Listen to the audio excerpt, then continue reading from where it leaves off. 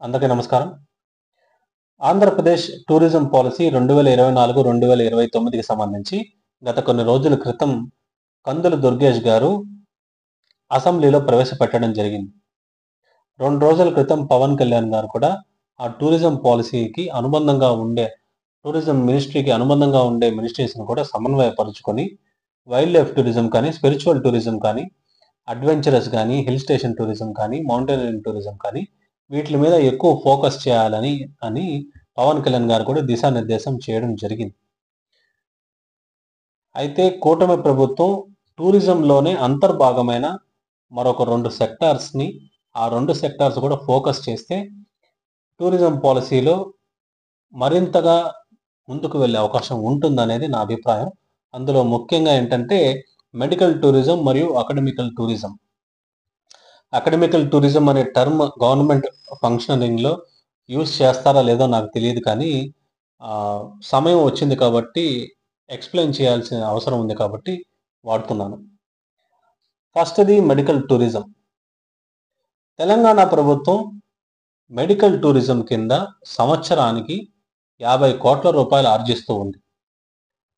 Hyderabad international standards కలిగిన hospitals ఉన్నాయి కాబట్టి, రెప్యూటెడ్ డాక్టర్స్ ఉన్నారు కాబట్టి, హైదరాబాద్‌కి రిమైనింగ్ కంట్రీస్ అంటే మిడిల్ ఈస్ట్ కంట్రీస్ గానీ, ఆఫ్రికన్ కంట్రీస్ గానీ అక్కడి నుంచి హైదరాబాద్‌కి వచ్చి ట్రీట్మెంట్ చేయించుకుంటూ అక్కడే హైదరాబాద్‌లోని టోలీ చౌకీ అనే ఏరియాలో ఎవరైతే పేషెంట్స్ ఉంటారో వాళ్ళకి కేర్ టేకర్స్ కూడా అక్కడ హౌస్ రెంట్‌కి తీసుకొని ఆ ట్రీట్మెంట్ అయ్యేంత వరకు అక్కడే ఉండి కొన్ని నెలల పాటు ఆ ట్రీట్మెంట్ అంతా పూర్తయిన తర్వాత దేశాన్ని విడిచి వెళ్తూ ఉంటారు.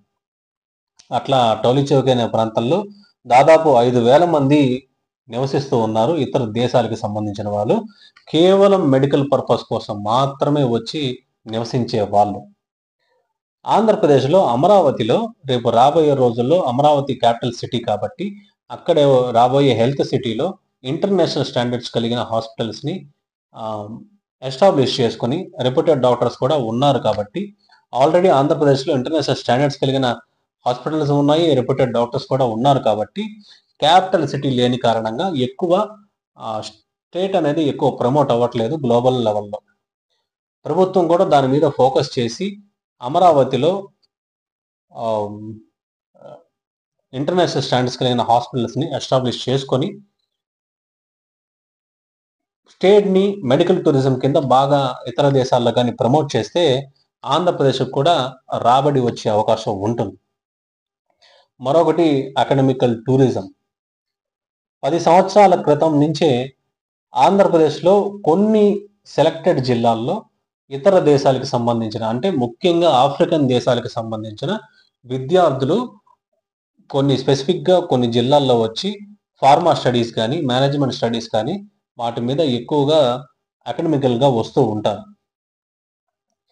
ప్రభుత్వం ప్రత్యేకంగా చేయవలసిన పనేంటంటే ఇది ఫారెన్ అఫైర్స్ కూడా అనుబంధంగా ఉండే పని కాబట్టి ఆఫ్రికన్ కంట్రీస్‌లో ఉన్న ఇండియన్ ఎంబసీస్‌లో ఏపీ చాప్టర్ అనేది ఒకటి ఓపెన్ చేసి ఆల్రెడీ ఇండియన్ గవర్నమెంట్ ఇష్యూ చేసే వీసాస్ కంటే ఆంధ్రప్రదేశ్‌కి కూడా ప్రత్యేకంగా వీసా పర్మిట్స్ ఏమన్నా పెంచే అవకాశం ఉంటుందా లేదా అనేది పరిశీలించుకొని ఆఫ్రికన్ కంట్రీస్‌లో కానీ లేదా ఇతరత్ర దేశాల్లో ఎక్కడైనా ఏపీ చాప్టర్ అనేది ఓపెన్ చేసి అకాడమిక్ స్టడీస్‌కి సంబంధించి గవర్నమెంట్ గాని ప్రమోట్ చేస్తే అక్కడ స్టూడెంట్స్ కూడా వచ్చి ఆంధ్రప్రదేశ్‌లో చదువుకునే అవకాశం ఉంటుంది. ఇది ఆల్రెడీ 10 సంవత్సరాల నుంచి జరుగుతుంది. నేను చెప్పేది ఏంటంటే కాస్త షేర్ పెంచుకొని వెళ్తే ఎక్కువ స్టూడెంట్స్ వచ్చే అవకాశం కూడా ఉంటుంది.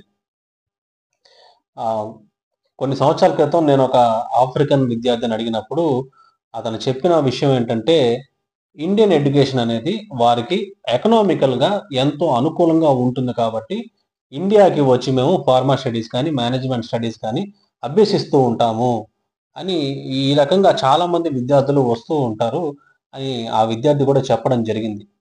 ప్రభుత్వం కూడా దీని మీద ఫోకస్ చేసి ఆంధ్రప్రదేశ్‌ని ఇంటర్నేషనల్ లెవెల్‌లో ఆఫ్రికన్ కంట్రీసే కాకుండా రిమైనింగ్ కంట్రీస్‌లో కూడా ప్రమోట్ చేసుకొని అంటే ముఖ్యంగా ఇండియన్ ఎంబసీ ద్వారా అక్కడ ఏపీ చాప్టర్ అనేది ఒకటి ఓపెన్ చేసి అక్కడ స్కూల్స్‌తో అండ్ కాలేజెస్‌తో బాగా టై అప్ అయ్యి అక్కడ గాని ప్రమోట్ చేసుకుంటే ఇక్కడ స్టూడెంట్స్ కూడా వచ్చి చదువుకొని ఇక్కడ ఆంధ్రప్రదేశ్లో నివసించే కాల వ్యవధిలో అంటే 3 to 5 ఇయర్స్ వరకు ఆ కాల వ్యవధిలో ఉండే పని అయితే ఎంతో కొంత ఆంధ్రప్రదేశ్ ఎకానమీకి కూడా వారు తోడ్పడుతారు కాబట్టి అకాడమికల్ టూరిజం అని నేను దాన్ని పిలవాల్సి వస్తుంది. కూటమి ప్రభుత్వం కూడా ఆ దిశగా మెడికల్ టూరిజం కానీ ఇటు అకాడమికల్ టూరిజం మీద రెండింటి మీద ఫోకస్ చేసి ముందుకు వెళ్తే టూరిజం కూడా చాలా వరకు గ్రోత్ చూపే అవకాశం ఉంటుంది. భారత్ మాతాకి జై. జై హింద్.